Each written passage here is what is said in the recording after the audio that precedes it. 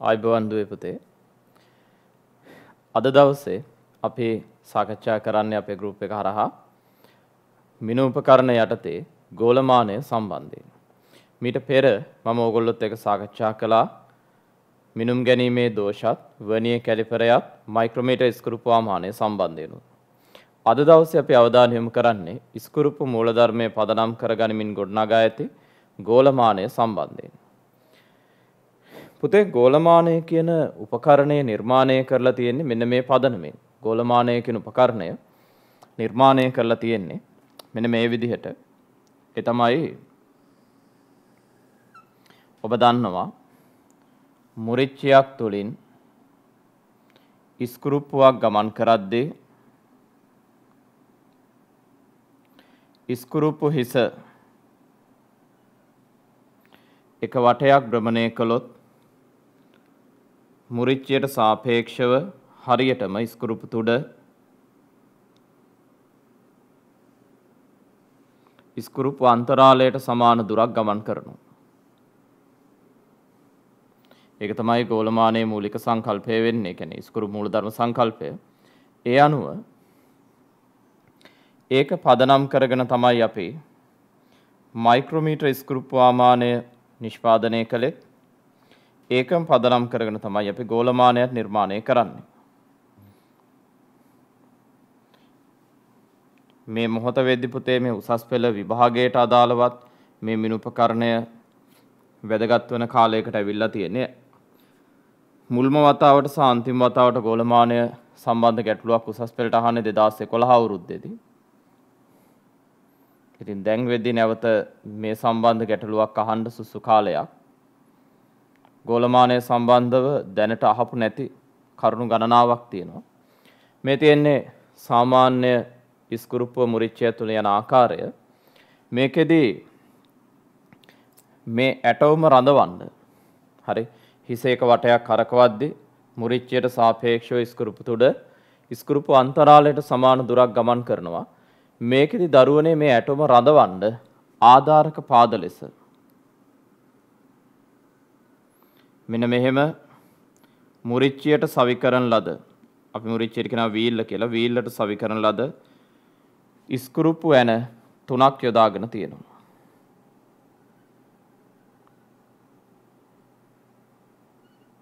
හරි.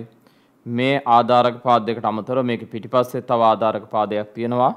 මෙහෙම ඉදිරියෙන් බලන ආකාරය අඳින්න නිසාවෙන් ඒ තුන්වෙනි ආධාරක පාදය මේ ස්ක්‍රූප්පුවට වැහිලායි තියෙන්නේ. මෙන්න මේ විදිහට ආධාරක පාද තුන සම්පාද ත්‍රිකෝණයක පිහිටන විදිහට තමයි මේ වීල්ලට ආධාරක පාද තුන සම්බන්ධ වෙන්නේ.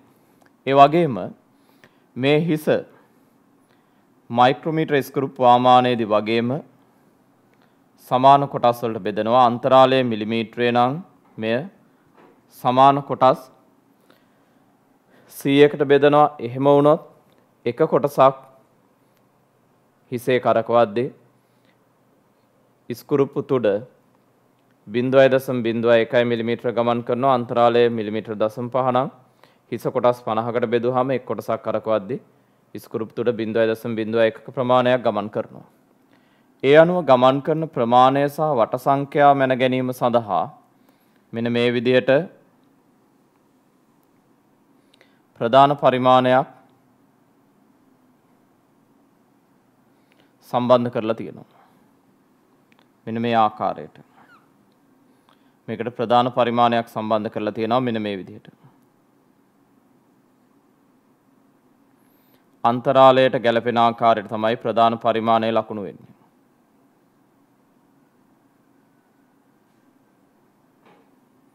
ඔන්න ඔය විදිහට. මෙතන ස්ක්‍රූප්පු හිස තියෙනවා. විශේෂයෙන්ම අපි හිසෙන් අල්ලා භ්‍රමණය කිරීම තමයි කරන්නේ අපිට අවශ්‍ය ප්‍රමාණයට කරකවා ගැනීමට. හරි. මේ තමයි ගෝලමානයේ සාමාන්‍ය ස්වභාවය. මේ ගෝලමානයේ මේ තියෙන ආධාරක පාද, මේ ස්ක්‍රූප්පු තුඩ, මේ තියෙන පුතේ වීල්ල, මේ වට පරිමාණය, මේ ප්‍රධාන පරිමාණය. ඔය තමයි ගෝලමානයේ කොටස් ටික වෙන්නේ. පුතේ ගෝලමානයේ ආධාරක පාද තුන තියෙන්නේ මෙන්න මේ වගේ සම්පාද ත්‍රිකෝණයක ශීර්ෂයන්හි. පාද සමාන ත්‍රිකෝණයක ශීර්ෂවල තමයි මේ ආධාරක පාද පිහිටන්නේ මේ විදිහට.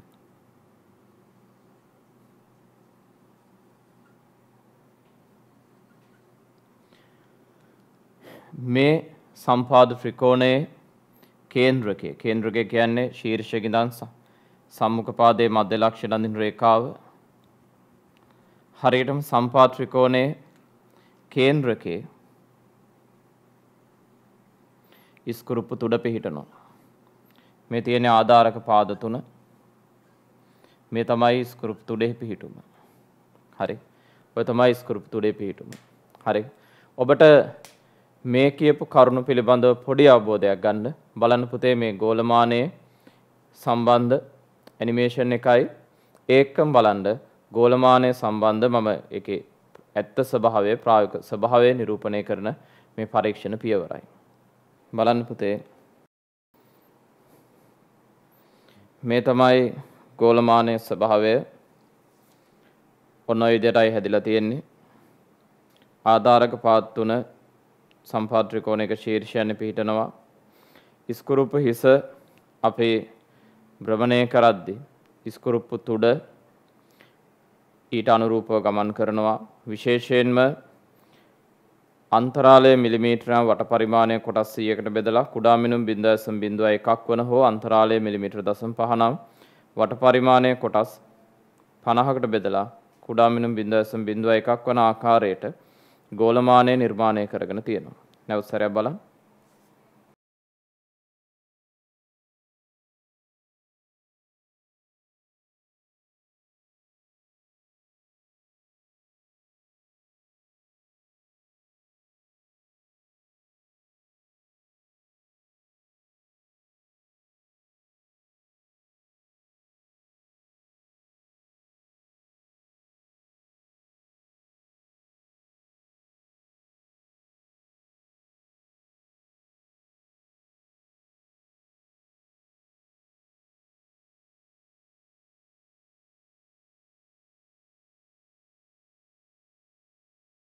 අපි මුලින්ම අවධානය යොමු කරමු පුතේ ගෝලමානයේ කොටස් හඳුනා ගැනීම කෙරෙහි. බලන්න. පුතේ මේ තියෙන්නේ ගෝලමානයක ස්වභාවය. මේ තමයි ආධාරක පාද තුන. ඔබට මේ පාදේ මම අර කලින් කිව්ව විදිහට පිටිපස්සට පේන්නේ නැහැ. මේ තියෙන්නේ පාදයන් තුන. හරි. මේක තියෙන්නේ සම්පාද ත්‍රිකෝණයක ශීර්ෂවල. මේ ඊටාම සරලව අපිට ගෝලමානය මෙහෙම තියලා තද කළාම අපිට මෙන්න මෙහෙම සම්පාද ත්‍රිකෝණයේ ශීර්ෂ තුන ලකුණු කර ගැනීමේ හැකියාවක් ලැබෙනවා සුදු කඩදාසියක් මත. හරි. ඉස්කුරුප්පු තුඩ තියෙන්නේ මේකේ මෙන්න මේ විදිහට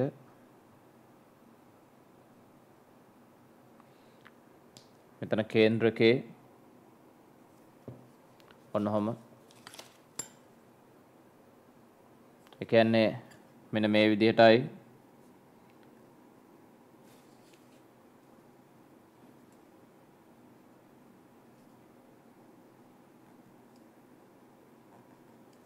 දල වශයෙන් මෙහි ස්වභාවය.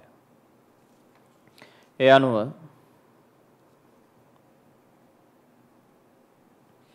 ගෝලමානයක මේ තියෙන ප්‍රධාන පරිමාණය ඔබට පේන ඇති අන්තරාලයට සමාන කොටස් වලට බෙදලා තියෙනවා. මේ තියෙන වට පරිමාණය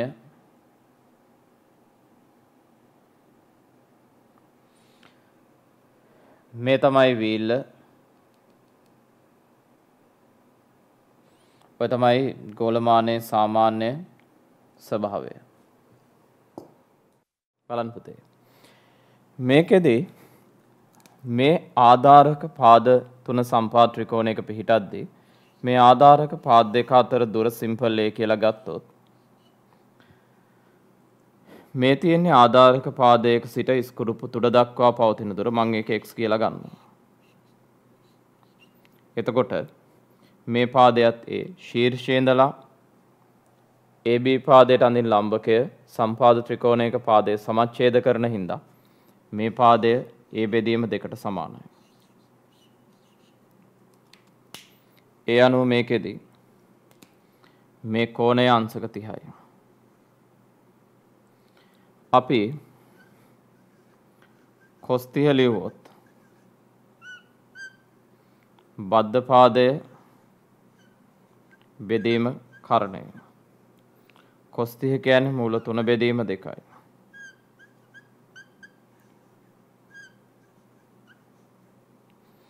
ඒ අනුව ආධාරක පාදයේ ඉඳන් ස්කුරුප්පු තුඩට තියෙන දුර කියන්නේ ඒ බෙදීම මූල 3යි. ආධාරක පාදයේ ඉඳන් ස්කුරුප්පු තුඩට තියෙන දුර කියන්නේ ඒ බෙදීම මූල 3යි. ඔය තමයි මේකේ මේ දුර සඳහා ලැබෙන අගය ආධාරක පාද දෙක අතර දුරේ. හරි. මේකත් ඔබට ඉදිරි ගණනය කිරීම වලදී වැදගත් වෙනවා. හරි. අපි පටන් ගමු පුතේ ගෝලමාන සටහන හරියට ලියා ගන්න. මොකද හරියට මේ සටහන් තියාගන්න ඕගලන්ට විභාගය සඳහා ඒක වැදගත් වෙනවා. ලියන්න පුතේ මාතෘකාව ගෝලමානය. ගෝලමානය. ලියන්න දරුවනේ. ස්කුරුප්පු මූලධර්මයේ පදනම් කරගනිමින්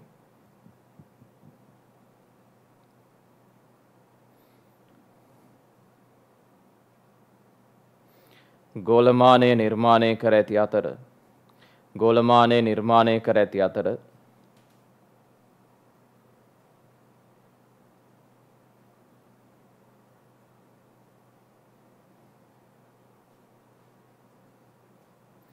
ස්කුරුප්පු ආමානය නිර්මාණය කිරීමට පෙර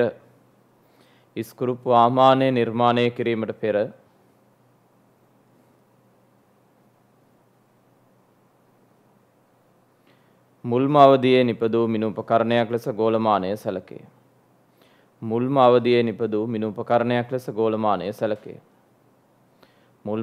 නිපදූ මිනු උපකරණයක් ලෙස ගෝලමානය සැලකේ. හරි. පුතේ ඔයගොල්ලෝ හැමෝම ගෝලමාන රූප සටහනක් දල වශයෙන් ඇඳ ගන්න වෙනවා. මොකද පාඩම තුල ඉදිරියට සටහනක් විදිහට අපිට යන්න. අපි මේ රූප සටහන පොඩ්ඩක් පැහැදිලි ලෙස පෙන්නමු. හරි. ඔය දරුවෝ මේ මොහොතේ මේ වීඩියෝ එක නවත්තලා හරි. මෙන්න මේ රූප සටහන ඇඳලා මෙන්න මේ කොටස් ටික නම් කරන්න ලෑස්ති කරන්න. හරි.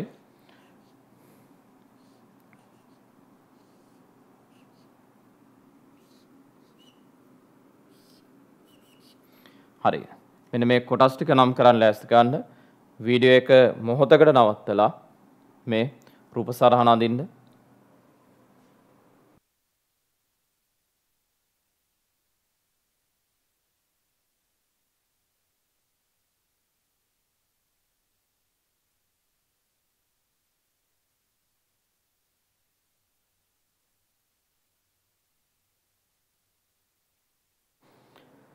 හරි. කොටස් ටික නම් කිරීම දරුවනේ. ස්කුරුප්පු තුඩ ආධාරක පාද වීල්ල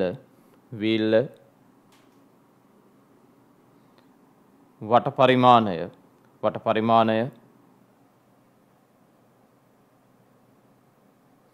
ස්කුරුප්පු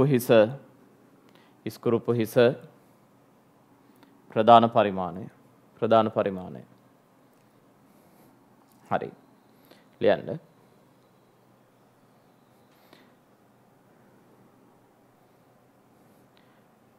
ගෝලමානය සිරස්ව රැඳවීම සඳහා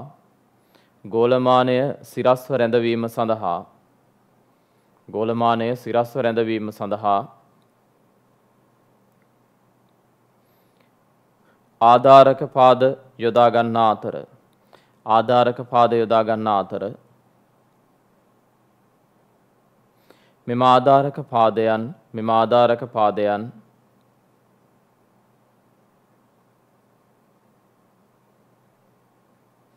සමපාද ත්‍රිකෝණයක ශීර්ෂයන්හි පිහිටයි. මෙම ආධාරක පාදයන් සම්පාද ත්‍රිකෝණයක ශීර්ෂයන්හි පිහිටයි.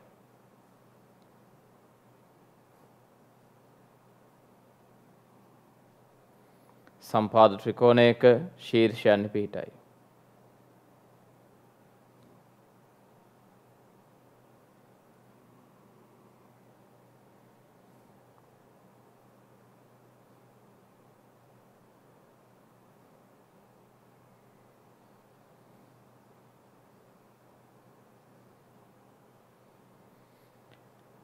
ගෝලමානයේ ස්කුරුප්පු තුඩ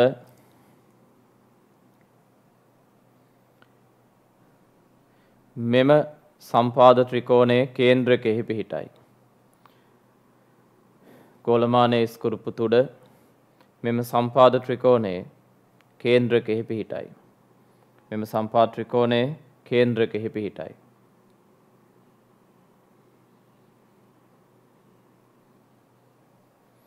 ඒ අනුව පාද අතර පහත ආකාරයේ සම්බන්ධතාවයක් ලියා දැක්විය හැකිය. පාද අතර පහත ආකාරයේ සම්බන්ධතාවයක් ලියා දැක්විය හැකිය. පාද අතර පහත ආකාරයේ සම්බන්ධතාවයක් ලියා දැක්විය හැකිය. හරි.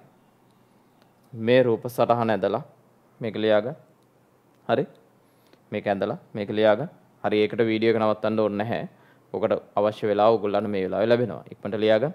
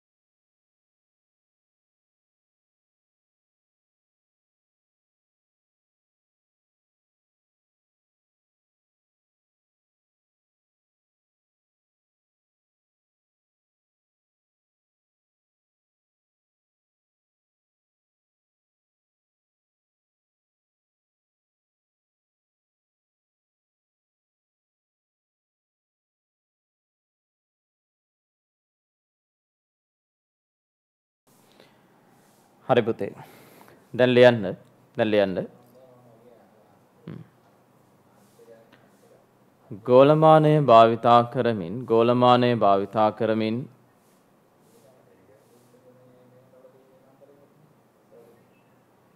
ගෝලමානය භාවිතා කරමින් මිනුම් ලබා ගැනීම පහත ආකාරයට සිදු කරයි. ගෝලමානය භාවිතා කරමින් මිනුම් ලබා ගැනීම පහත ආකාරයට සිදු කරයි. බලා ගන්න. පුතේ ගෝලමානය භාවිතා කරමින් මිනුම් ලබා ගැනීම මෙන්න මේ විදිහටයි අපි කරන්නේ.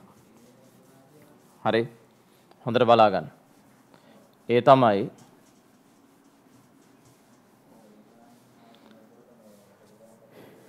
මෙන්න මේ විදිහටයි මේක අපි සකස් කරගන්නේ. හරි. මෙන්න මෙහෙම. හරි. පුතේ අපි ඉස්සෙල්ලම දැන් ඕනම මිනුම් උපකරණයක් භාවිතයෙන් මිනුම් ගන්න කලින් අපි මූලික සීරුමාරු කිරීමක් කරගන්න එපා. ඒ අනුව අපි ගෝලමානයක මුලින්ම කරන්නේ ගෝලමානය තල වීදුරුවක් මත තියලා ගෝලමානය මෙහෙම තල වීදුරුවක් මත තියලා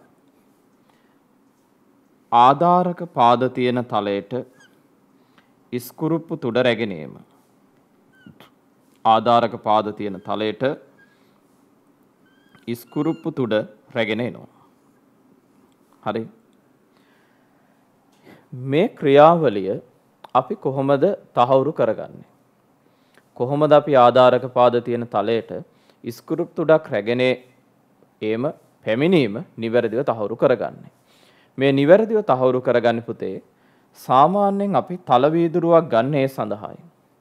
තල වීදුරුවක් ගත්තාම තල වීදුරුව ඇතුලෙන් පේනවා මේ ඉස්කුරුප්පු තුඩෙහි ප්‍රතිබිම්බය. තල වීදුරුවක් ඇතුලෙන් පේනවා මේ ඉස්කුරුප්පු තුඩේ ප්‍රතිබිම්බය. මෙහෙම.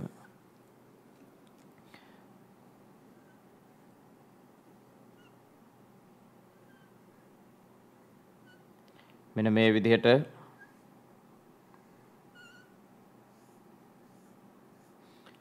තල වීදුරුවෙන් පේනවා ඉස්කුරුප්පු තුඩෙහි ප්‍රතිබිම්බය. අපි කරන්නේ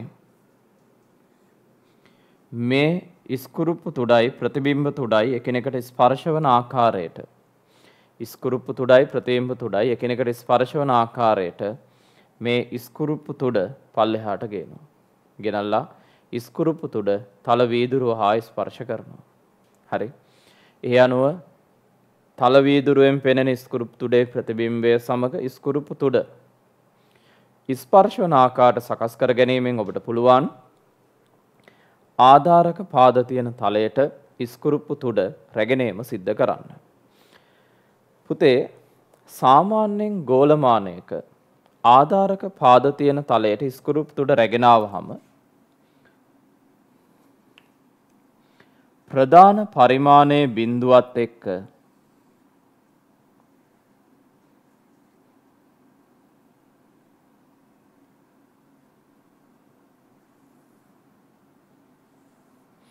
වට පරිමාණයේ බිඳුව සමපාත වෙන්න නෙමෙයි ගෝලමානය හදලා තියෙන්නේ. ප්‍රධාන පරිමාණයේ බිඳුවත් එක්ක වට පරිමාණයේ බිඳුව සම්පාත වෙන්න නෙමෙයි ගෝලමානය හදලා තියෙන්නේ. මෙහෙම වෙන්නේ නැහැ කියලයි මං කියන්නේ. හරි. ඔහොම වෙන්නේ නැහැ පුතේ. දැන් සාමාන්‍යයෙන් වර්නියර් කැලිපරයක බාහිර හණු එකිනෙකට ස්පර්ශ වෙද්දී ප්‍රධාන පරිමාණ බිඳුවයි වර්නියර් පරිමාණ බිඳුවයි සම්පාත වුණා. ඒ වගේමයි මයික්‍රොමීටර් ස්ක්‍රූප් වාමානයක ඉද්ද කිනිහිරේ ගැටෙද්දී ප්‍රධාන පරිමාණ බිඳුවයි වට පරිමාණ බිඳුවයි සම්පාත වුණා. නමුත් ගෝලමානයේ තල වීදුරුවක් මත තියලා ආධාරක පාද තියෙන තලයට ස්ක්‍රූප් තුඩ රැගෙන ආවහම මේ විදිහට ප්‍රධාන පරිමාණ බිඳුව හා වට පරිමාණ බිඳුව සම්පාත වීමක් සිදුවන්නේ නැත. හරි. ප්‍රධාන පරිමාණ බිඳුව හා වට පරිමාණ බිඳුව සම්පාත වෙන්න නෙමෙයි ඒක හදලා තියෙන්නේ. ඔයගොල්ලෝ එහෙම හැදුවා නම් හොඳයි. නේද? මූලාංක දෝෂයක් නැහැ. කෙලින්ම මිනුමක් පාඨාංකයක් ලෙස කියව ගන්න පුළුවන්. එහෙම හිතුණට පුතේ ගෝලමානයක් නිර්මාණය කළ තියෙන එහෙම නෙමෙයි. ඒකට හේතුව මෙන්න මේකයි. මෙහෙම ගෝලමානයක් නිර්මාණය කරන්න බැරි කමක් නැහැ. පුළුවන්. ප්‍රශ්නේ තියෙන්නේ දරුවනේ ඔබ දන්නවා දකුණත් කස්කුරුප්පු නියමයට අනුව අපිට ඉස්කුරුප්පු තුඩ උඩට ගන්න ඕන නම් තුඩ උඩට ගන්න ඕන නම් ඔබේ දකුණු අතේ මහපට ඇඟිල්ල මේ පැත්තට යොමු කරන්න. එතකොට ඔබ මේ හිස කරකවන්න ඕනේ මේ අතට. ඒ කියන්නේ ඔබ හිස කරකවන්න ඕනේ මෙහෙට. තුඩ ඉහළට ගන්න ඔබ හිස මෙහෙට කරකවනවා කියද්දි ප්‍රධාන පරිමාණ රේඛාව ළඟට එන්නේ ප්‍රධාන පරිමාණ රේඛාව ළඟට එන්නේ 5 10 15 කියන ඉලක්කම්. හරි. ප්‍රධාන පරිමාණ රේඛාව ළඟට එන්නේ 5 10 15 කියන ඉලක්කම්. හරි. හැබැයි පුතේ යම් හේකින් මේ ආධාරක පාද තියෙන තලයට පල්ලෙහාට ස්ක්‍රූප් තුඩ යනවනම් පල්ලෙහාට ස්ක්‍රූප් තුඩ යනවනම් එවිට මේ හිස කැරකෙන්නේ මේ අතට. මේ අතට කැරකෙනවා කියන්නේ ප්‍රධාන පරිමාණය ළඟට එන්නේ 95 90 85 කියන ඉලක්කම්. හරිද? මම 5න් 5ට කිව්වේ ඒ අතරමැදි ඒවා එනවා. හරි. එවිට මෙතෙන්ට 95 එනවයි කියන්නේ පුතේ කැරකුණු කොටස් ගන්න 95 නෙමෙයි. කැරකුණු කොටස් ගන්න 5යි. 90 එනවා කියන්නේ කැරකුණු කොටස් ගන්න 90 නෙමෙයි 10යි. ඉතින් ගෝලමානයක් නිර්මාණයේදී ආධාරක පාදයක් තලයට ස්ක්‍රූප් තුඩ ගෙනාවහම ගෝලමානය මෙහෙම නිර්මාණය කළොත් තියෙන ගැටලුව තමයි ගෝලමානවල ඔබ දැක්ක ඔය ස්ක්‍රූප් තුඩ ගොඩක් සියුම්. ටික දවසක් ඔය ගෝලමානය පාවිච්චි කරද්දී ඔය තුඩ මොට වෙනවා. තුඩ මොට වුණාම වෙන්නේ පුතේ ස්ක්‍රූප් තුඩ තව ටිකක් පල්ලෙහාට යනවා. තුඩ මේ තියෙන තත්ත්වයෙන් මොට වුණොත් තව පොඩ්ඩක් පල්ලෙහාට යනවා. එහෙම පල්ලෙහාට යද්දී මේ ගෝලමානය කැරකෙන්නේ මේ අතට. හිස කැරකෙන්නේ මේ අතට. මේ අතට කැරකෙනවා කියන්නේ දරුවනේ ප්‍රධාන පරිමාණ රේඛාව ළඟට එන්නේ වට පරිමාණයේ 99 98 97 ආකාරයට 95 90 කියන අංක. පුතේ ඕනම මිනුපකරණයක් භාවිතයේදී ප්‍රධානතම දෙයක් තමයි ඒ මිනුම් උපකරණයේ භාවිතේ පහසු වීම. user friendly. ඔය ඔපරේටින් සිස්ටම් ගැන අපි කතා කරද්දී අපි නිරන්තරයෙන් කියන්නේ මේ ඔපරේටින් සිස්ටම් එක user friendly කියලා. භාවිතේ පහසු වෙන්න ඕනේ. ඉතින් මිනු උපකරණයක උනත් දරුවනේ භාවිතේ අපහසු වුණොත් මැනීම සංකීර්ණ වෙන්න මිනිස්සුගේ උපකරණය භාවිතයෙන් අයින් වෙනවා. ඒ නිසා ගෝලමාන නිර්මාණය කරද්දී මොකද විශේෂිත මිනුම් ලබා ගන්න තමයි ගෝලමාන ගන්නෙත් අපි. හරි. ඉතින් අර මිනිසුන්ගේ පහසුව සඳහා ගෝලමානයක් නිර්මාණයකදී ඕනම සමාගමකින් ගෝලමානය හදන්නේ ආධාරක පාදයේ තලයට ස්ක්‍රූප් තුඩාවහම ප්‍රධාන පරිමාණ බිඳුවෙන් මිලිමීටරයක් හෝ දෙකක් උඩින් වට පරිමාණය පිහිටන්න. ඒකට හේතුව එවිට ස්ක්‍රූප් තුඩ මොට වුණත් ටික දවසක් භාවිතා කරද්දී ප්‍රධාන පරිමාණ බිඳුවෙන් පල්ලෙහාට වට පරිමාණය එන්නේ නැහැ. ප්‍රධාන පරිමාණ බිඳුවෙන් පල්ලෙහාට වට පරිමාණය આવොත් සාමාන්‍ය කෙනෙක්ට මිනුම් ලබා ගනිද්දී ගැටලුවක් වෙනවා. දැන් විෂය දන්න විද්‍යාව දන්න කෙනෙක්ට ගැටලුවක් වෙන්නේ නැහැ. මිනුම් ලබා ගන්නදී දැන් මෙතන 90 කියන අංකෙ පෙවුනොත් දන්නවා කැරකිලා තියෙන කොටස් ගන්න 90 නෙමෙයි 10යි කියලා. නමුත් මේ පිළිබඳ මූලික සෛද්ධාන්තික දැනුමක් නැති කෙනෙක්ට අපහසුතාවයටපත් වීම වළක්වන්න තමයි දරුවනේ මේකෙදී මේ විදිහට ගෝලමාන නිර්මාණය කරන්නේ නැත්තේ. මොකද ඔබට ගැටලුවක් වෙලා ඇතිනේ වර්නියර් කැලිපරේට මයික්‍රොමීටර් ස්ක්‍රූප් වාමාට මූලාංක දෝෂ පවතින්නේ නම් ගෝලමානට මූලාංක දෝෂයක් තිබේද කියලා. ඇත්තටම පුතේ ගෝලමානට මූලාංක දෝෂයක් නැහැ. හේතුව සෑම ගෝලමානයක්ම නිර්මාණය කරන්නේ මෙන්න මෙහෙමයි. ආධාරක පාද ඇති තලයට ස්ක්‍රූප් තුඩාවහම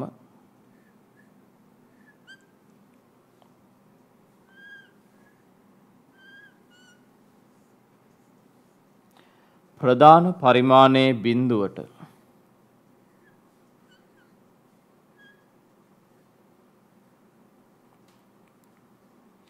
මිලිමීටර කිහිපයක් ඉහළින් වට පරිමාණයේ පිහිටන විදිහට තමයි මේ නිර්මාණය කරලා තියෙන්නේ.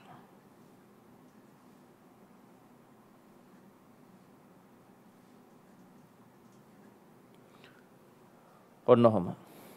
එතකොට අපි කරන්නේ සෑම විටම ආධාරක පාද තියෙන තලයට ස්ක්‍රූප් තුඩ ගෙනල්ලා තල වීදුරුවක් මත ගෝලමානය තියලා අර මං කලින් කියපු ක්‍රමයට ආධාරක පාද තියෙන තලයට ස්ක්‍රූප් තුඩ ගෙනල්ලා මුලින්ම අපි කියව ගන්නවා ප්‍රධාන හා වට පරිමාණයෙන් පෙන්눔 කරන පාඨාංකය. මෙන්න මේක.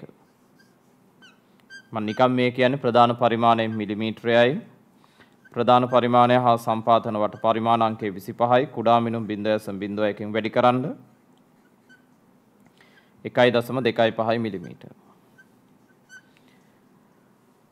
ඊළඟට කරන්නේ මැනීමට අවශ්‍ය වස්තුව.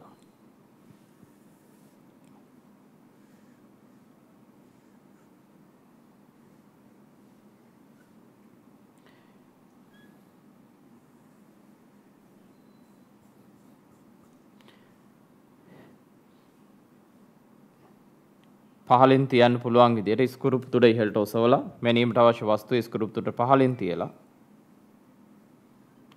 නැවත වස්තුව හා ස්ක්‍රූප් තුඩ ස්පර්ශ කරලා නැවත වස්තුව හා ස්ක්‍රූප් තුඩ ස්පර්ශ කරලා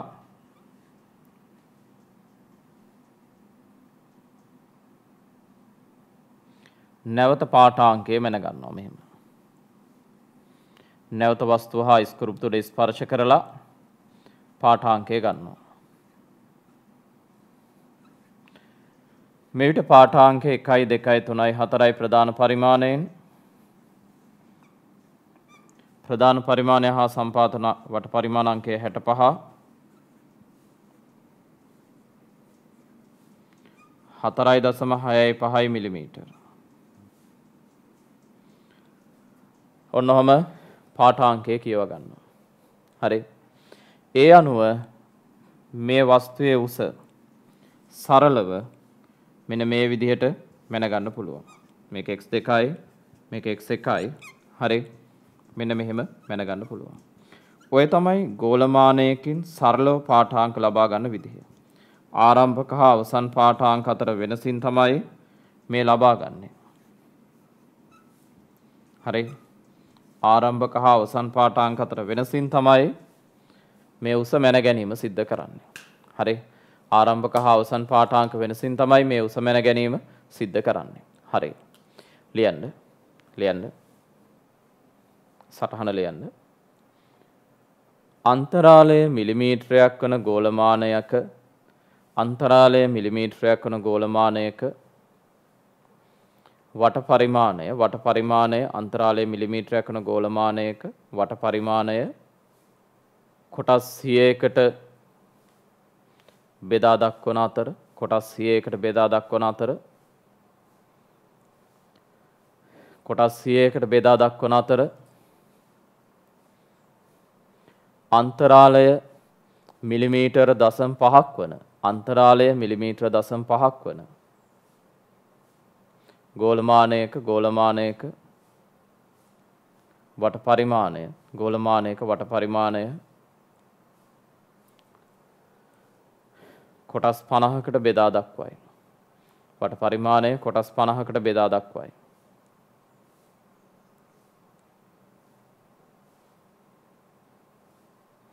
එමගින් ඉස්කුරුප්පු ආමානයේදී මෙන්ම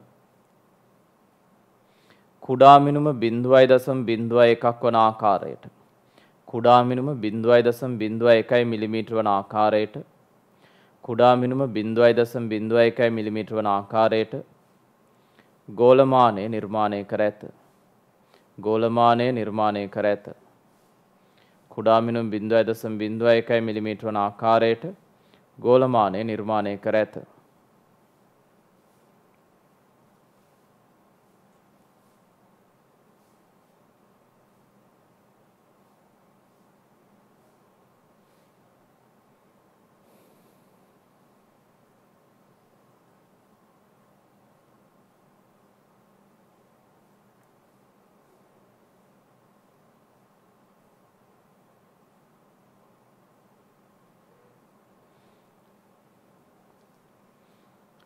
අලුත් රූල කියලා යන පුතේ. ගෝලමානයකින් මිනුමක් ලබා ගැනීමට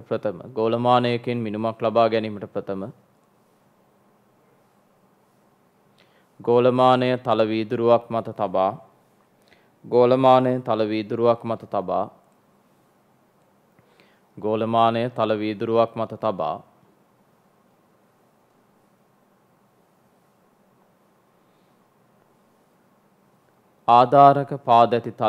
ආධාරක පාදැති තලයට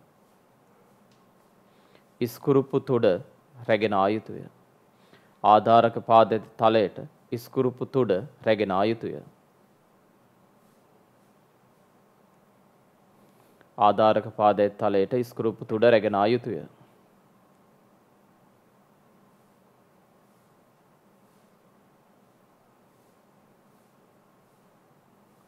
එහිදී මෙම රැගෙනීම නිවැරදිව තහවුරු කර ගැනීමට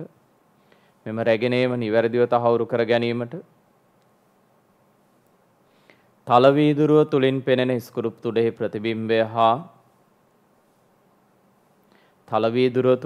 ඉස්කුරුප්පු තුඩෙහි ප්‍රතිබිම්බය සහ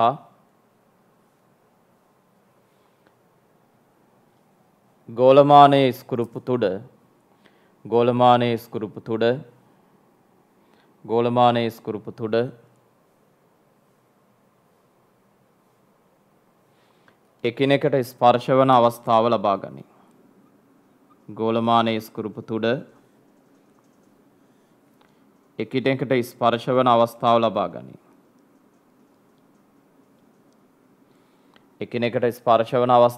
ගනී.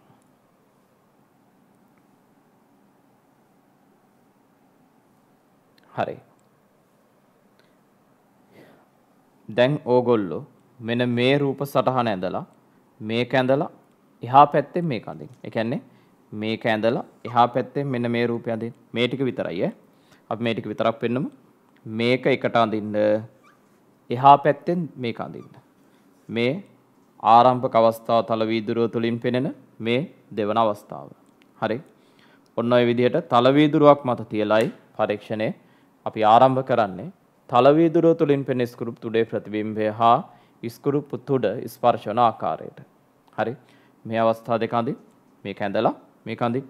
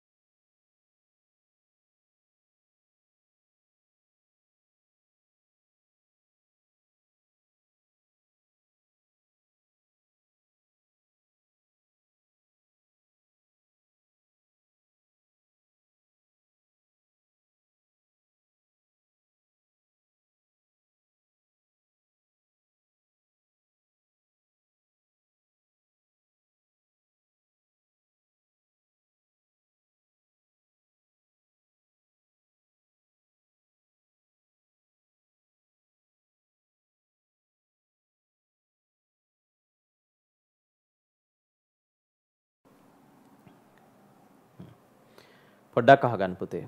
හරි. මේ ක්‍රියාවලිය සඳහා ඇයි තල දර්පණයක් ගන්න නැත්තේ?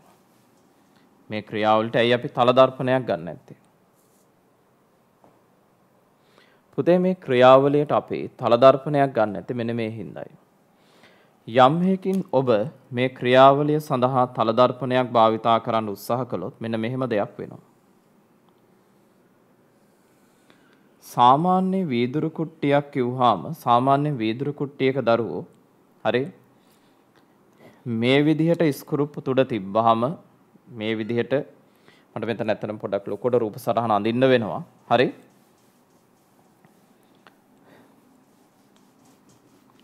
මේ බලන්නකෝ. හරි මේ සීමාව කෙරේ පමණක් අවධානය යොමු කරන්න. මම පැහැදිලි කරන්න යන්නේ වීදුරු කුට්ටියක් වෙනකොට තල දර්පණයක් ගන්න බැරි වෙන්න හේතුව සෛද්ධාන්තික. මොකද මෙය උසස් පෙළට අනාගතයට වැදගත් වෙන දෙයක්. දැනට උසස් පෙළට අහලා නැති දෙයක්. හරි ඔබෙන් උසස් පෙළට අහන්නේ නැහැ පුතේ තල දර්පණයක් ගන්න බැයිද පුළුවන්ද කියලා. ඔබෙන් අහන්නේ මේකට හේතුව. හරි ඒකින්ද ඔයගොල්ලෝ හිතන්න එපා අපි දන්නවනේ තල දර්පණයක් ගන්න බෑ කියලා. ගන්න බෑ කියන එක නෙමෙයි. හදිස්සි ඇහුවොත් ගන්න බැරි වෙන හේතුව මොකද්ද කියලා ඔයගොල්ලන්ට හේතුව ලියා ගන්න පුළුවන් වෙන්න ඕනේ. මේ බලන්න. මම මේ පැහැදිලි කරන්නේ සාමාන්‍ය වීදුරු කුට්ටියක් හා තල දර්පණයක තියෙන වෙනස. පුතේ සාමාන්‍ය වීදුරු කුට්ටියක මේ රූපය කෙරෙහි අවධානය යොමු කරන්න එපා. හරි සාමාන්‍ය වීදුරු කුට්ටියක් ඉහළින් අපි ස්ක්‍රූප් තුඩක් මෙහෙම තිබ්බහම ස්ක්‍රූප් තුඩ මේ විදිහට තිබ්බහම මේකෙන් නිකුත් වෙන ආලෝක කිරණය ඔහොම ඇවිල්ලා ඔහොමම පල්ලෙහාට යනවා. හරි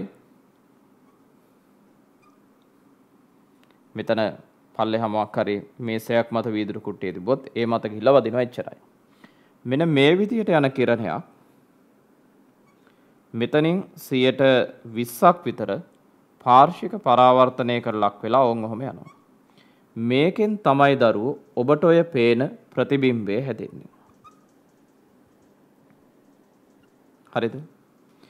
මේකෙන් 80%ක් 70%ක් විතර වර්තණයෙන් වීදුරු කුට්ටිය තුලට ගිහිල්ලා නැවත මේ විදිහට එළියට යනවා. ඒ එළියට යන එක මේසේ මත වදිනවා වෙන්න පුළුවන්. නමුත් එමගින් නැවත ප්‍රතිබිම්බයක් පේන්නේ නැහැ. ඉතින් මෙහි තියලා බලන ඇහැට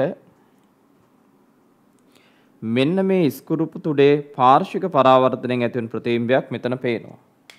ඒ අනුව මේකෙදි මේ දුරට මේ දුර සමාන වෙනවා. හරි. හැබැයි ඔබ තල දර්පණයක් ගත්තොත් තියෙන ගැටලුව මොකද්ද? ඔබ තල දර්පණයක් ගත්තොත් තියෙන ප්‍රශ්නේ මෙන්න මේකයි. තල දර්පණයක පුතේ රසදිය ආලේප කරන්නේ මෙන්න මේ පෘෂ්ඨයේ.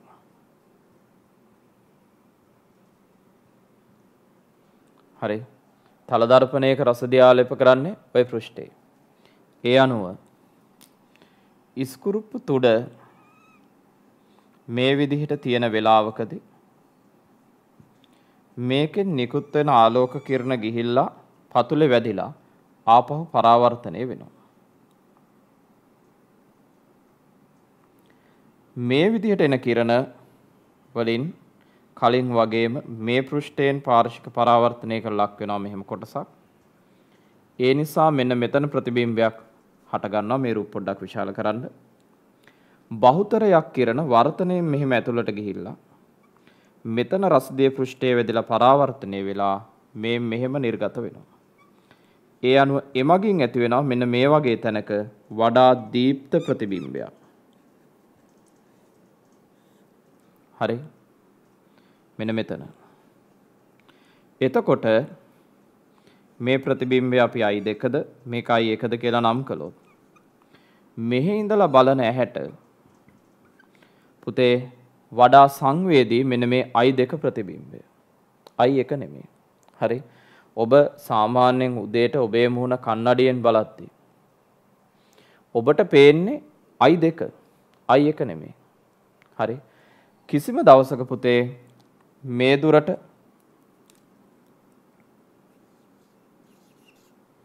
මේ දුර සමාන වෙන්නේ නැහැ. y සැම විටම x ට වඩා වැඩි.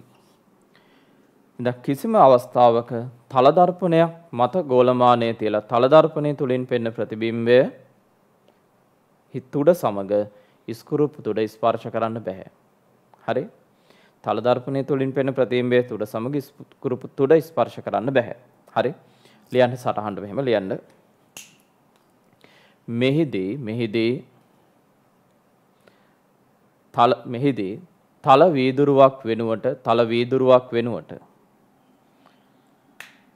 තල වීදුරුවක් වෙනුවට තල දර්පණයක් භාවිතා කළ නොහැකිය. තල වීදුරුවක් වෙනුවට තල දර්පණයක් භාවිතා කළ නොහැකිය. ඊට හේතුව වන්නේ තල දර්පණය තුලින් පැහැදිලිව පෙනෙන ප්‍රතිබිම්බය සමග ඉස්කුරුප්පු තුඩ ස්පර්ශ නොවීමයි. තල දර්පණය තුලින් පැහැදිලිව පෙනෙන ප්‍රතිබිම්බය සමග ඉස්කුරුප්පු තුඩ ස්පර්ශ නොවීමයි. හරි. දැන් මෙන්න මේ කිරණ සටහන් දෙක අඳින්න ඉක්මනට. මේක ඇඳලා මේක අඳින්න. මේක යටින් ලියන්න තල වීදුරුව, මේක යටින් ලියන්න තල දර්පණය. හරි. තල වීදුරුවේ ප්‍රශ්නයක් නැහැ. තල දර්පණය තමයි පැහැදිලිව පෙනෙන ප්‍රතිබිම්බයයි ඉස්කුරුප්පු තුඩයි කවදාවත්ම එකිනෙකට ස්පර්ශ කරන්න බැරි. හරි.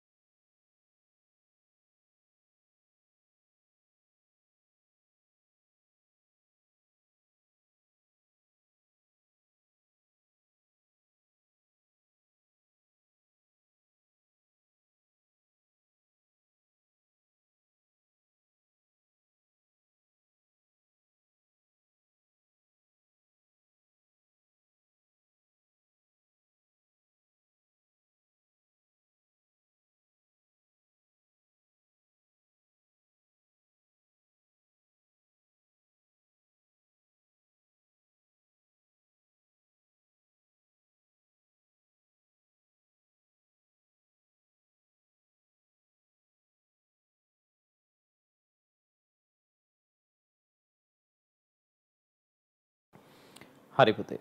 ලියන්න ඊළඟට සටහන. ලියන්න. වෙනත් මිනු උපකරණවලදී මෙන්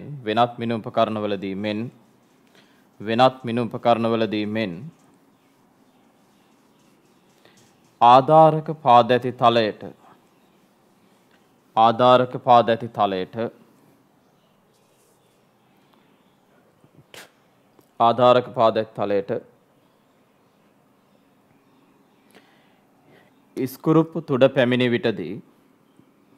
ඉස්කුරුප්පු තුඩ පැමිණි විටදී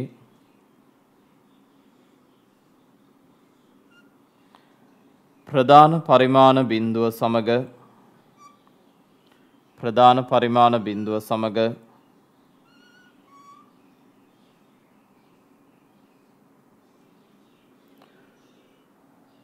වට පරිමාණ බිඳුව ප්‍රධාන පරිමාණ බිඳුව සමග වට පරිමාණ බිඳුව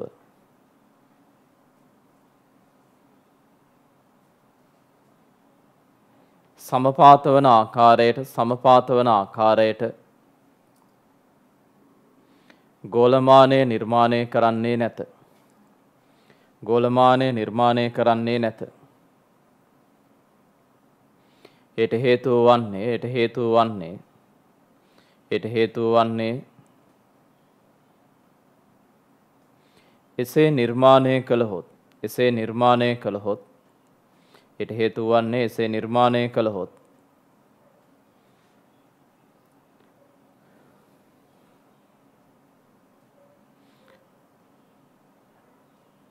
ගෝලමානය ටික දිනක් භාවිතා කිරීමේදී ඉස්කුරුප්පු තුඩ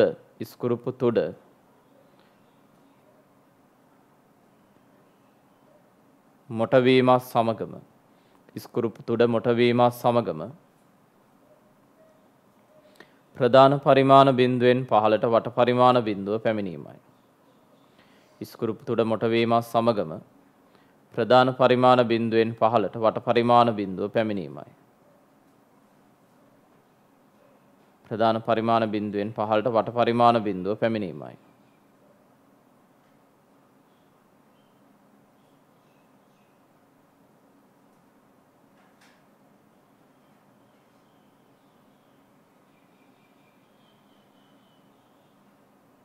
එවිට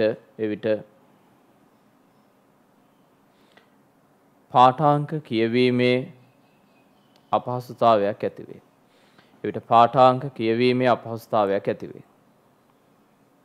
එබැවින්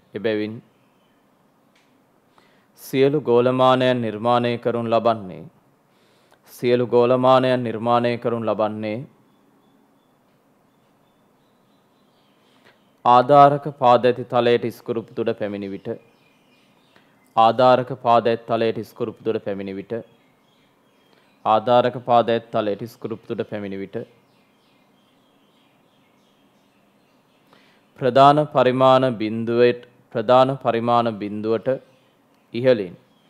ප්‍රධාන පරිමාණ බිඳුවට ඉහළින්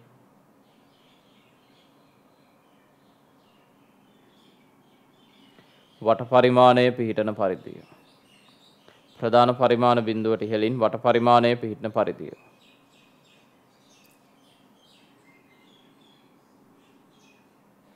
ප්‍රධාන පරිමාණ බිඳුවට ඉහළින් වට පරිමාණය පිහිටන පරිදිය.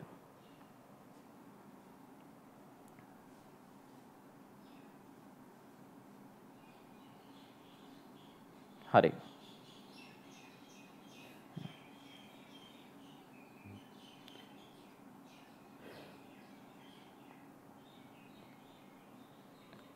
ඊළඟට යන්න පුතේ. ඒ අනුව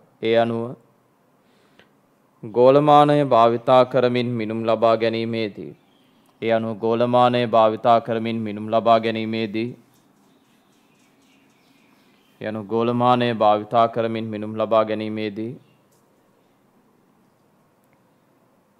සෑම විටම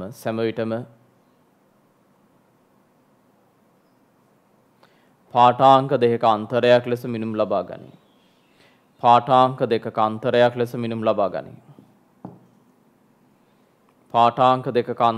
මිනුම් ලබා ගනී. එනම් ගෝලමානය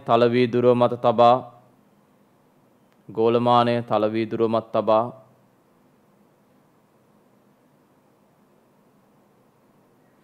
ඉස්කුරුප්පු තුඩ ආධාරක පාද පවතින තලයට රැගෙන විත් පාඨාංකය ලබා ගන්නා අතර ඉස්කුරුප්පු තුඩ ආධාරක පාදයේ පවතින තලයට රැගෙන විත් පාඨාංකය ලබා ගන්නා අතර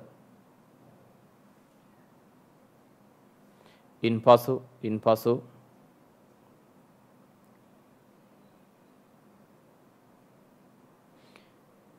ඉස්කුරුප්පු තුඩ ඉහළට ඔසවා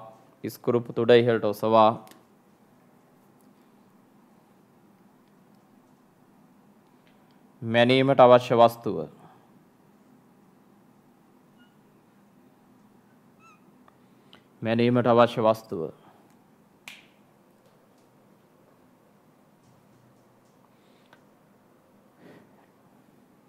ඉස්කුරුප්පු තුඩ පහළින් තබා මැනීමට අවශ්‍ය වස්තුව ස්කෘප් තුඩ පහළින් තබා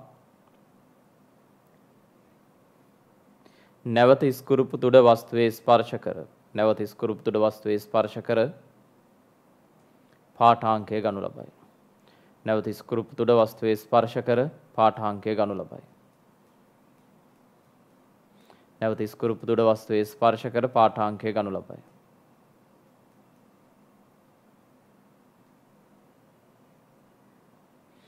මෙම පාඨාංක අතර අන්තරයෙන්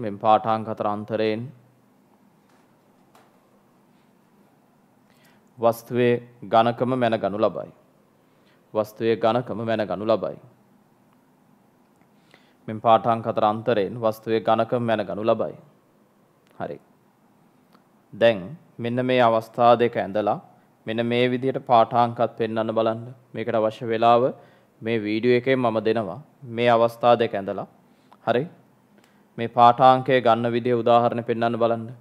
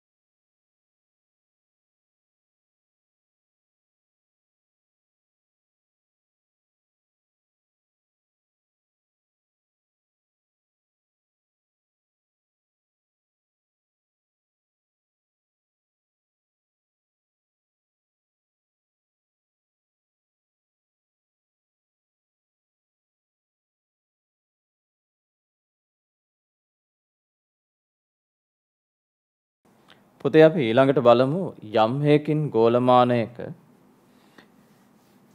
ස්කුරුප්පු තුඩ ප්‍රධාන පරිමාණ බිඳුවෙන් පල්ලෙහාට ගිය අවස්ථාවක පාඨාංකයක් කියවන විදිහ. හරි? ලියන්න. ගෝලමානයක වට පරිමාණය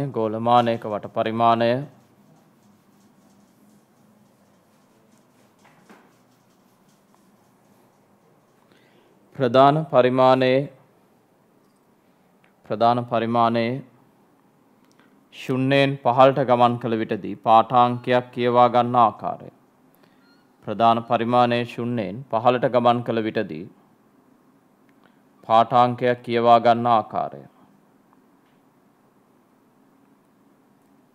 මේ බලන්න. මෙන්න මේ වගේ අවස්ථාවක පාඨාංකය කියවන්නේ කොහොමද?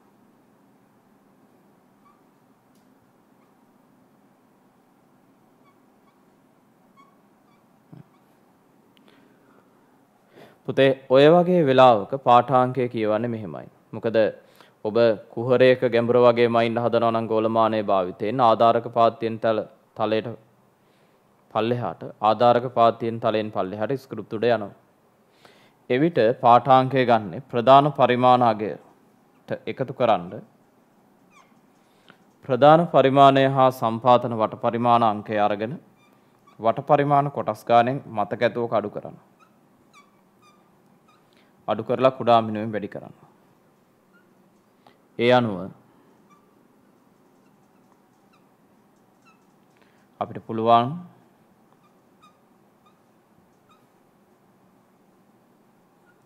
මෙන්න මේ විදිහට පාඨාංකය ලබා ගන්න. 2.35 මිලිමීටර්. හරි. මෙන්න මේ විදිහට පාඨාංකය කියවා ගන්න පුළුවන්. මේක 2.65 නෙමෙයි පුතේ 2.35 මිලිමීටර්. හරි. මේක ඇඳලා ලියා ගන්න. මේක ඇඳලා ලියා ගන්න.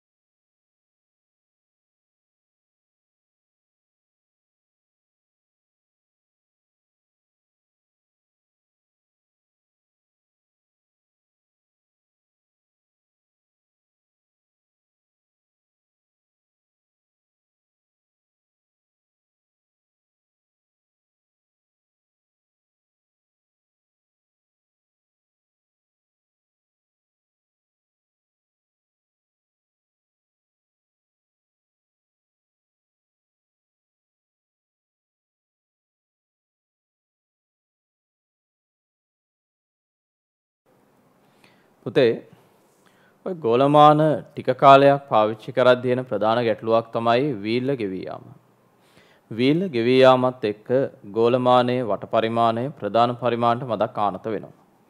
එහෙම වුණාම මේ ප්‍රධාන පරිමාණයම භාවිතා කරමින් පාඨාංක කියවා ගැනීම තුලින් මිනුම් ලබා ගන්න ප්‍රායෝගිකව බෑ. හරි. ඒ කියන්නේ ගෝලමානයක් කාලයක් පාවිච්චි කරද්දී අපිට ඇහැට පේන මට්ටමින් නෙමෙයි. හරි. මෙන්න මේ විදිහට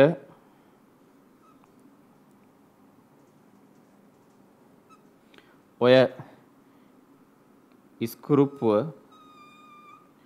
ප්‍රධාන පරිමාණයට ආනත වෙනවා. දැන් මම මේ අඳින එකේ ලොකුවට ආනති ඇන්දට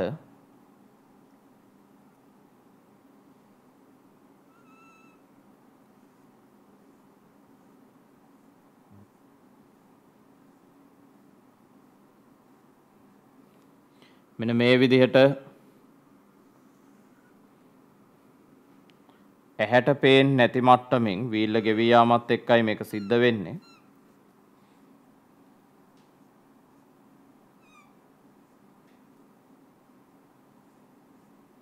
ඔන්නෝම ප්‍රධාන පරිමාණයට ආනත වෙනවා.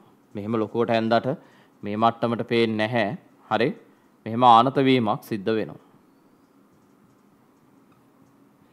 එහෙම වුණාම මිනුම් ලබා ගැනීම සඳහා ප්‍රධාන හා වට පරිමාණය ඍජුව භාවිතා කිරීම දෝෂ සහිතයි. ඒ වෙලාවට අපි පාවිච්චි කරන වට කරකැවීමේ ක්‍රමවේදය. හරි. දැන් බලමු වට කරකැවීමේ ක්‍රමවේදය කියන්නේ මොකක්ද කියලා. හරි. බලා ගන්න. අපි වීල්ල ගෙවී යාමත් එක්ක ගෝලමානයේ ඉස්කුරුප්පුව වීල්ල මත හෙලවෙනවා නම් වගේ ගෝලමානයක පාඨාංක ලබා ගන්න මිනුම් ලබා ගන්න ඍජුවම ප්‍රධාන හා වට පරිමාණ භාවිතා කරන්නේ. ඒකෙදී අපි කරන්නේ මුලින්ම ගෝලමානයේ තල වීදුරුවක් මත තියලා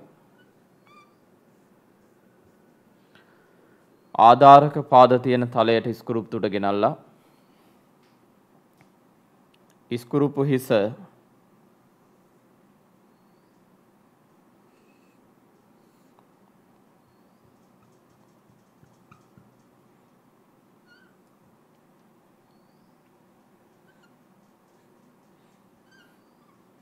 දන්න වට සංඛ්‍යාවකින් ඉහළට ගන්නවා.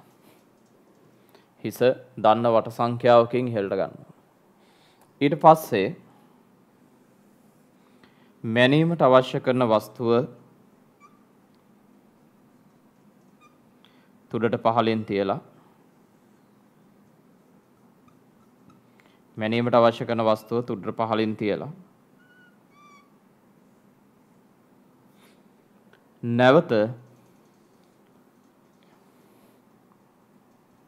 ඉස්කුරුප්පු හිස පල්ලෙහාට ගේනවා තුඩ වස්තුව හා යන්තමින් ස්පර්ශ වන තෙක් ඒ දක්වා හිස පල්ලෙහාට ගෙන ආපු කොටස් සහ වට සංඛ්‍යාව ගනිමින් පල්ලෙහාට ගේනවා ඒ දක්වා පල්ලෙහාට ගෙන ආපු වට සංඛ්‍යාවත් කොටස් සංඛ්‍යාවත් ගනිමින් ඔන්නෝම හිතන්න පල්ලෙහාට ගේනවා වට 4යි පූර්ණ වට 4යි කොටස් 30කුයි හරි ඉහළට ගෙනිච්චා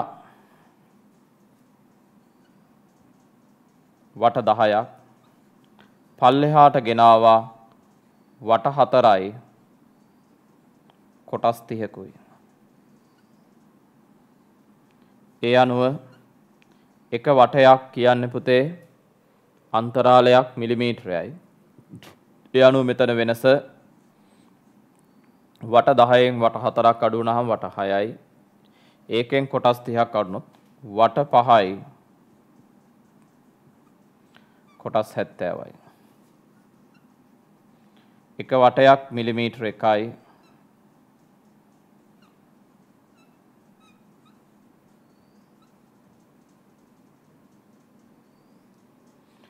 පහයි දශම 7.0 මිලිමීටර හරි ඉහළට රැගෙන යනවා දන්නා වට සංඛ්‍යාවක් මයින්ඩ් අවශ්‍ය වස්තුව පහලින් තියලා ඉස්කුරුප්පු තුඩ නැවත වස්තුවේ ස්පර්ශ වන තෙක් වට සහ කොටස් සංඛ්‍යාව ගනිමින් තුඩ පල්ලෙහාට ගේනවා මේ අතර වෙනසින් මෙන්න මේ ක්‍රමයට හොයා ගන්නවා වස්තුවේ ඝනකම කීයද කියලා ලියන්න සටහන ගෝලමානයක් දීර්ඝකාලීනව භාවිතා කිරීමේදී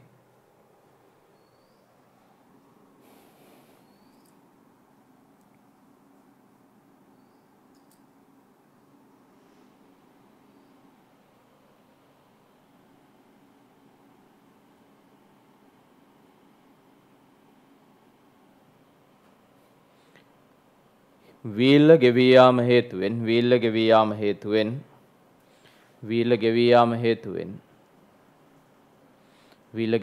හේතුවෙන්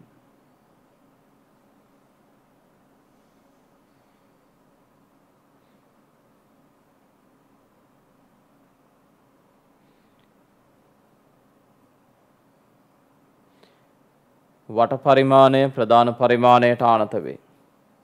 වට පරිමාණය ප්‍රධාන පරිමාණයට ආනත වේ.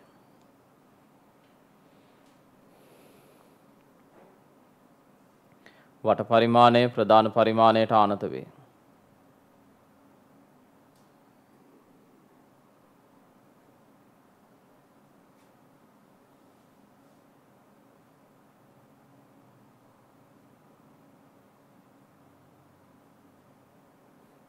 එවිට මිනුම්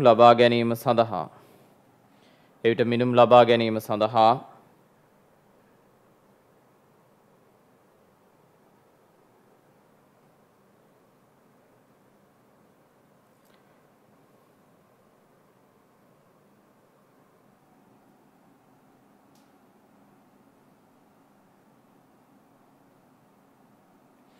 ප්‍රධාන හා වට පරිමාණ භාවිතය මිනුම් ලබා ගැනීම සඳහා ප්‍රධාන හා වට පරිමාණ භාවිතය සුදුසු නොවේ.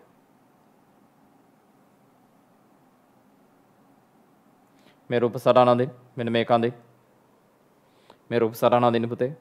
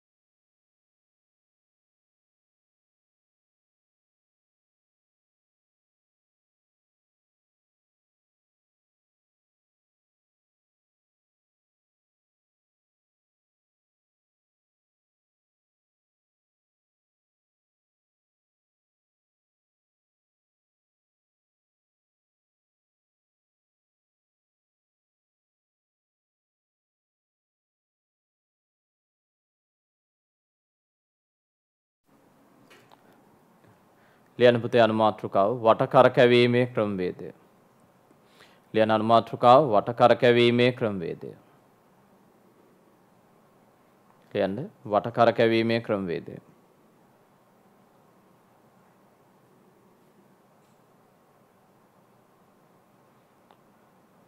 ලියන්න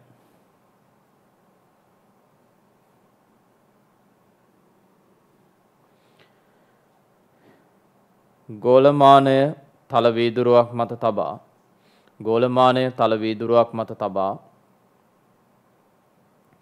ගෝලමානය තල වීදුරුවක් මත තබා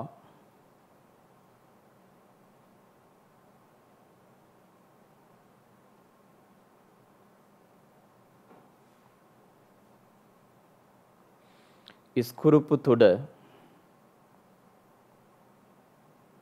ආධාරක පාද පවතින තලයට රැගෙන විත් ඉස්කුරුප්පු තුඩ ආධාරක පාද පවතින තලයට රැගෙන විත් ඉස්කුරුප්පු තුඩ ආධාරක පාද පවතින තලයට රැගෙන විත්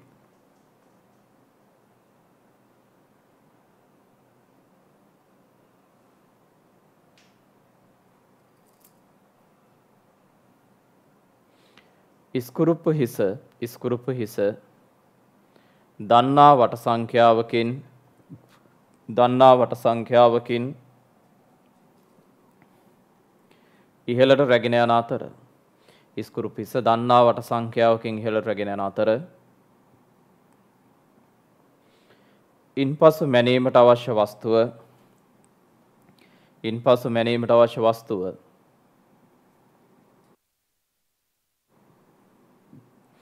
ඉස්කුරුප්පු තුඩට පහළින් තබා මැනීමට අවශ්‍ය වස්තුව ඉස්කුරුප්පු තුඩට පහළින් තබා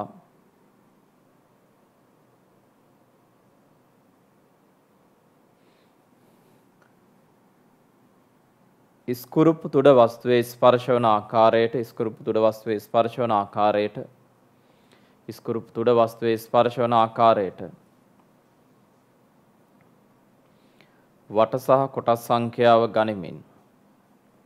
වට සහ කොටස් සංඛ්‍යාව ගනිමින්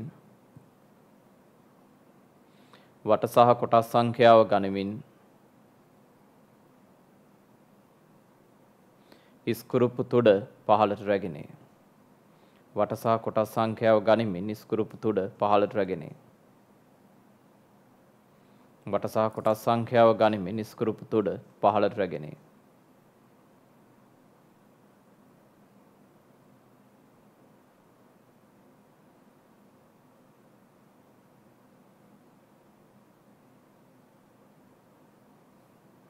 ඉස්කුරුප්පු තුඩ පහළට රැගෙනේ.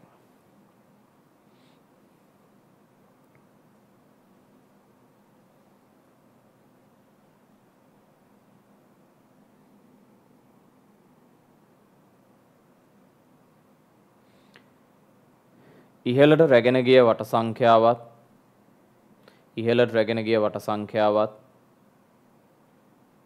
පහළට රැගෙනා වට සහ කොටස් සංඛ්‍යාවත් අතර අන්තරයෙන් පහළට රැගෙනා වට හා කොටස් සංඛ්‍යාව අතර අන්තරයෙන් පහළට රැගෙනා වට හා කොටස් සංඛ්‍යාව අතර අන්තරයෙන්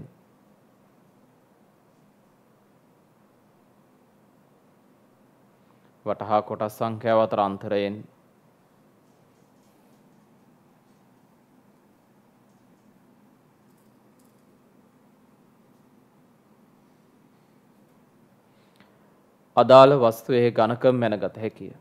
අදාළ වස්තුවේ ඝනකම මැනගත හැකිය.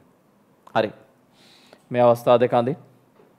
හරි. මේ අවස්ථා දෙක පැහැදිලිව ඇඳලා මිනුම ලබා ගැනීම සඳහා මම භාවිතා කළ උදාහරණයක් ඔයගොල්ලෝ ලියා ගන්න. මොකද මේක විභාග වශයෙන් ඉතාම වැදගත් දෙයක්. හරි.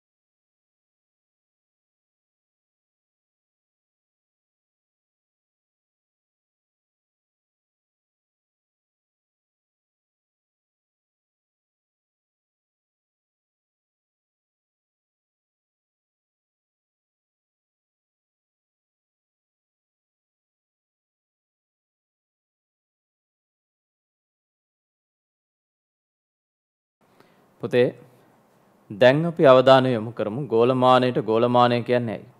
ඔබ දන්නවා ගෝලමානයට ගෝලමානය කියන්නේ ගෝල හා බැඳුණු මිනුමක් ලබා ගැනීමේ හැකියාව නිසා.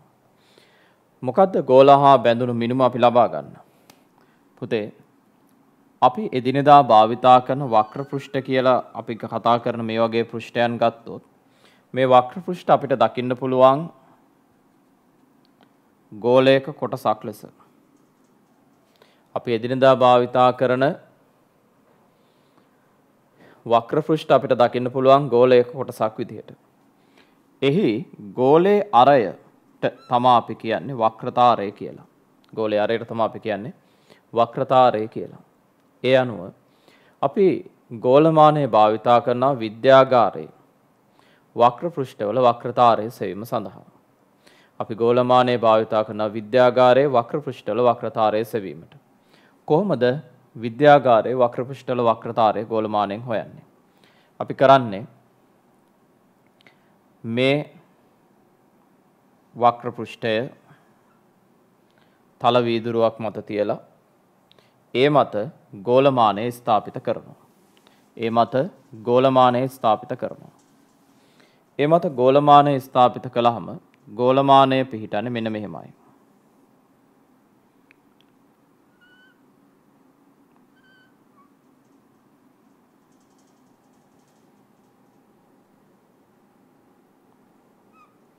ඔන්න ඔහමයි ගෝලමානය පිහිටන්නේ.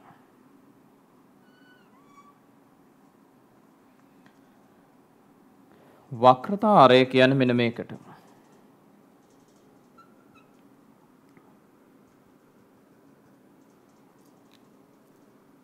හරි. ඉතින් අපි කරන්නේ මේ වෙලාවේ ගෝලමාන පාඨාංකය කියවගෙන ඊට පස්සේ ගෝලමානයේ තල වීදුරුවමත් තියලා ආයි පාඨාංකය කියවනවා. ගෝලමානයේ තල වීදුරුවමත් තියලා ආපහු පාඨාංකය කියවනවා. මේ වෙනසින් හොයාගන්නවා ආධාරක පාද තියෙන තලයට සාපේක්ෂව ඉස්කුරුප්පු තුඩ ඉහළට ගිය ප්‍රමාණය. ආධාරක පාද තියෙන තලයට සාපේක්ෂව ඉස්කුරුප්පු තුඩ ඉහළට ගිය ප්‍රමාණය. මේ වෙලාවේ ආධාරක පාදයේ ඉඳන් ඉස්කුරුප්පු තුඩට තියෙන දුර x කියලා ගන්නවා. ඒ අනුව මේ දුර ප්‍රමාණය සමානයි r ඍණ h ට. එහෙමනම් මේ ත්‍රිකෝණයට පයිතකර සම්බන්ධය දැම්මොත් r වර්ගය සමානයි x වර්ගය ධන r ඍණ h වල වර්ගය. r වර්ගය සමානයි x වර්ගය ධන r ඍණ h වල වර්ගය කියලා ලියන්න පුළුවන්.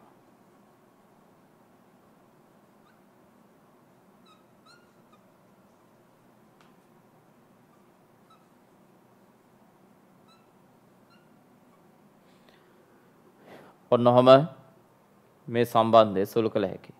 r වර්ගයට r වර්ගය සුළු වෙන අතර 2rh සමානයි x වර්ගය ධන h වර්ගයට. යනු මෙතනින් වක්‍රතාරයට එනවා x වර්ගය ධන h වර්ගයේ බෙදීම 2h කියලා.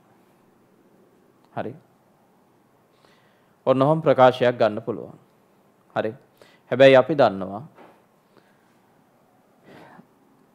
අපි ආධාරක පාද දෙක අතර දුර සිම්පල් a කියලා ගත්තොත් ආධාරක පාද දෙක අතර දුර සිම්පල් a කියලා ගත්තොත් හරි අපි දන්නවා ආධාරක පාදේ ඉඳන් ඉස්කුරුප්පු තුඩට තියෙන දුර x ලියන්නේ a ඇසුරෙන් මේ අතර දුර a නම් මේ දුර x ඇසුරෙන් ලියන්න අපි දන්නවා.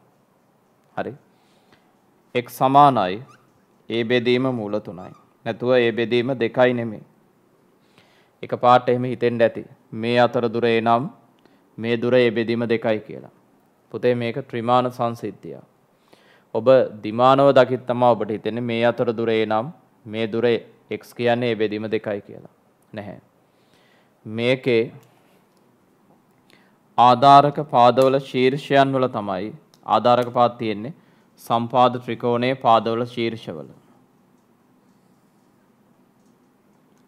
හරි. ඉස්කුරුප්පු තුඩ තියෙන්නේ මේ ත්‍රිකෝණයේ කේන්ද්‍රකේ. එතකොට ඒ ආධාරක පාද කියන ඒවා තියෙන්නේ මෙහෙම. මේ දෙන්න ඉන්න රේඛාවේ නෙමෙයි ඔය ඉස්කුරුප්පු තුඩ ඉන්නේ. ඒතර අපි ඔයිට කලින් ඔප්පු කළා x කියන්නේ a බෙදීම මූල 3යි කියලා. මේ වඩාත් පැහැදිලි කරගන්න බලන්න මෙන්න මේ ඇනිමේෂන් එක. බලන්න මේ ඇනිමේෂන් එක. මේ තියෙන්නේ පුතේ වක්‍ර පෘෂ්ඨයක් මත ගෝලමානයේ තබන ආකාරය තැබුව විට ඔන්න ඔහමයි ඕක පිහිටන්නේ. හරි. ඒ අනුව ත්‍රිමාන ක්‍රියාවලිය. ආයිසරයක් බලන්න. මේ ත්‍රිමාන ක්‍රියාවලිය.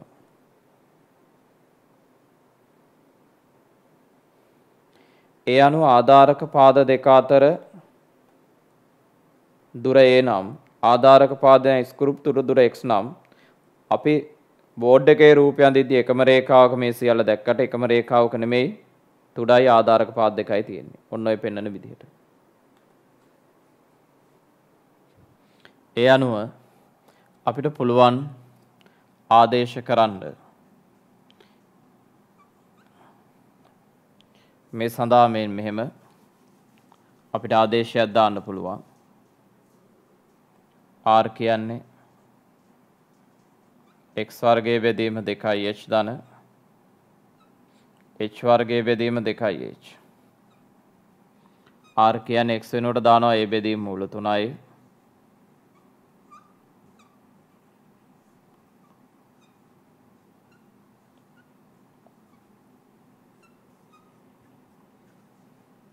a වර්ගයේ බෙදීම මූල 3 වර්ගය කීයද? 3යි. 3යි 2යි 6යි. ඔන්න ඔය විදියට ඔබ දන්න ප්‍රසිද්ධ ප්‍රකාශය ලබා ගන්න පුළුවන්. හරි. ඔය විදියට වක්‍ර පෘෂ්ඨයක වක්‍රතාරයට ප්‍රකාශයක් ගත්ත හැකියි. ලියන්න. ලියන්න. ගෝලමානයේ භාවිතා කර වක්‍ර පෘෂ්ඨයක වක්‍රතාරය සෙවීම. ගෝලමානයේ භාවිතා කර වක්‍ර පෘෂ්ඨයක වක්‍රතාරය සෙවීම. හරි. කියලා මෙන්න මේ ටික සම්පූර්ණයෙන් ඇඳලා ලියා ගන්න. හරි. ඔය තමයි පුතේ ගෝලමානයට අදාළව ඔබ ඉගෙන ගත යුතු સિદ્ધාන්ත. හැබැයි මම මේකේ සාකච්ඡාවට නොගත්ත සමහර විශේෂ දේවල් තියෙනවා.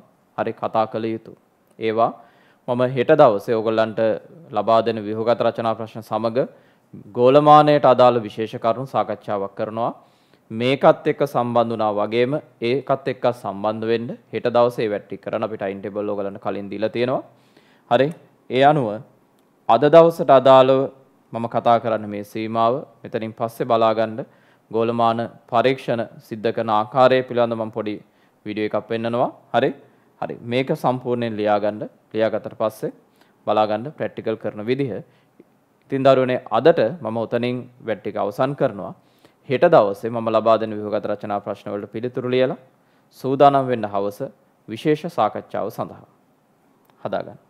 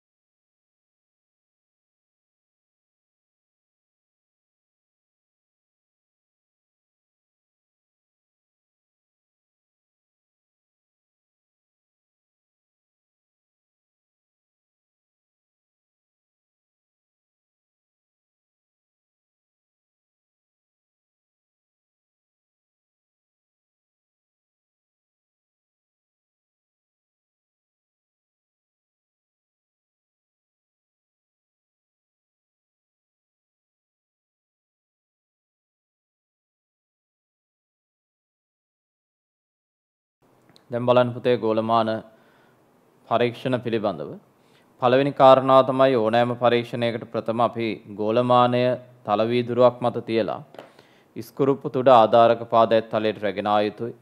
ඒ අනුව තල වීදුරුවක් ලෙස අපි පාවිච්චි කරන්නේ මේ වගේ දෙයක්. හරි. මේක මත මේ විදිහට ගෝලමානය තියලා මේක තුලින් පේනවා ඉස්කුරුප්පු තුඩේ ප්‍රතිබිම්බයක්. අපි ඒක ලං කරලා බලමු.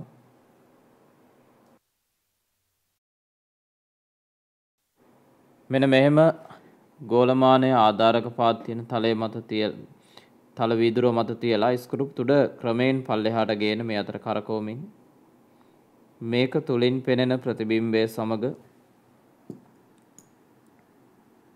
ඉස්කුරුප්පු තුඩ එකිනෙකට ස්පර්ශ වෙනකම්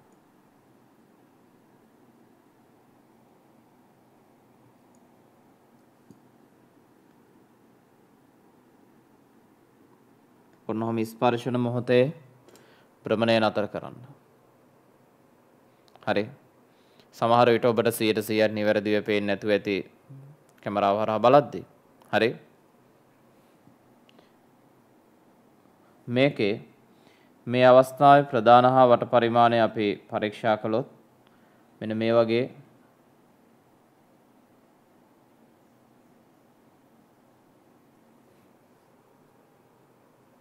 දැන් බලන්න පුතේ මේ ක්‍රියාවලිය සඳහා තල දර්පණයක් සුසු නොවෙන්න හේතු සාධකය. මම බලාගන්න. ආධාරක පාදයේ තලයට ස්ක්‍රිප්ටුට රැගෙනේම තල දර්පණයකින් කරන්න බැරි ඇයි? සෛද්ධාන්තික කරුණ මම විස්තර කරලා දුන්නා. දැන් ගැටිලායි තියෙන්නේ මේ. ගැටිලා තියෙන බව ඔබට තහවුරු කරගන්න පුළුවන්. පොඩි කඩදාසි තීරුවක් මේ හරහා ගමන් කරවන්න උත්සාහ කිරීමෙන්. මේ යන්නේ නැහැ නේ මේ. දැන් මේක ඉස්සිලා තිබ්බනම් මේක ගමන් කරනවා මෙහෙම මේ.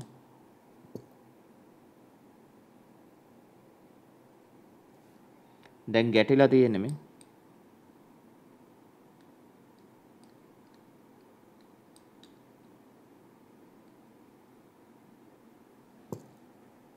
පාස් වෙන්නේ නැහැ මෙතනින් මේ කඩදාසිය. තල දර්පණය ස්පර්ශය තියෙන නමුත් බලන්න ප්‍රතිබිම්බයේ ස්පර්ශද කියලා. දැන් බලන්න.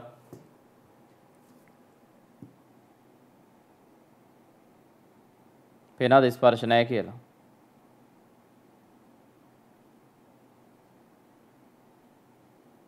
හරි. දැන් අහගන්න. සාමාන්‍ය පාඨාංක ලබා ගැනීමේදී අපි ඉස්සෙල්ලාම කරන්නේ ගෝලමානය තල වීදුරුව මත තියලා ආධාරක පාදයේ තලයට ස්ක්‍රූප් තුඩ ගේනවා. ඒ වෙලාවෙත් මම අර කලින් තල දර්පණය පෙන්වන විදිහට මේක පාස් වෙන්නේ නැහැ. කඩදාසිය. හරි. ඊට පස්සේ මෙතන පරිමාණ පාඨාංකය කියව ගන්නවා. ඊට පස්සේ මනින්න ඕන වස්තුව පහලෙන් තියන්න. සාමාන්‍ය ලැබ් එකේදී වීදුරු කදාවක් ඝනකමයිනේ වීදුරු කදාව කියන මෙහෙම එකක්. හරි. මේක මෙහෙම පහලින් තියලා නැවත එහා ස්පර්ශ කරනවා තුඩ.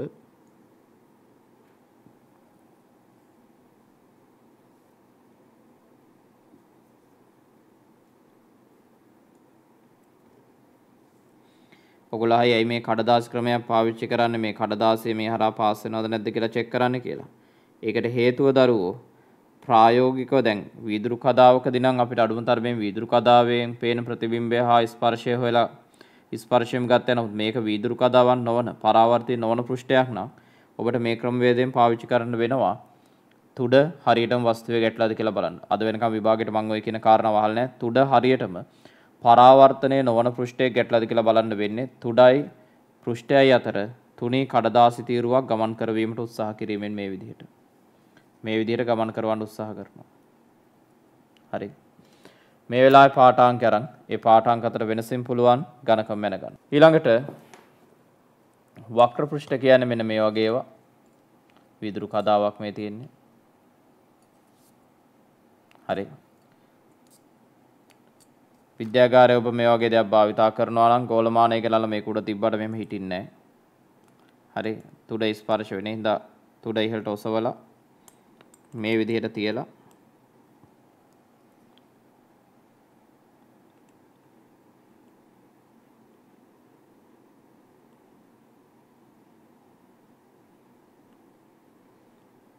තුඩ හා ස්පර්ශ වෙන සලස්සන්න.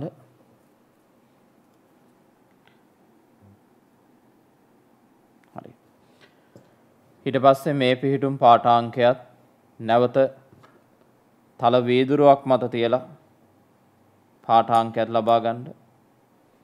මේ පාඨාංක දෙකේ වෙනසින් ඔබට පුළුවන් මේ සිම්පල් H අගය හොයාගන්න. මේ ක්‍රමයට පුතේ බාහිර වක්‍ර පෘෂ්ඨය අරේනවා. මේ ක්‍රමයට බාහිර වක්‍ර පෘෂ්ඨය අරේනවා. ඔබට ඕනනම් පුළුවන් මෙහෙමත් අභ්‍යන්තරයේ තුලත් මේක තියලා මේ පරීක්ෂණයම කරන්න. ඒකෙදි කිසිම ගැටලුවක් වෙන්නේ නැහැ. ඔන්නෝම ප්‍රැක්ටිකල් එක කරන්න පුළුවන්. ඒතකොට අභ්‍යන්තර වක්‍රතාවය හොයාගන්නත් පුළුවන්. හරි. ඔබ ඔප්පු කරපු සමීකරණය මෙතෙන්දිත් වළංගුයි. ඔබ ඔප්පු කරපු සමීකරණය මෙතෙන්දිත් වළංගුයි. හරි. ඔය තමයි පුතේ ගෝලමානට අදාළ මූලික කරුණු. වැදගත් කරුණු සමග හෙට හවසට අපි කතා කරමු. හරි. දැනට මෙන්න මේ සීමාව තමයි අද දවසේ ඔයගොල්ලොත් එක්ක මම සාකච්ඡා කරන්නේ.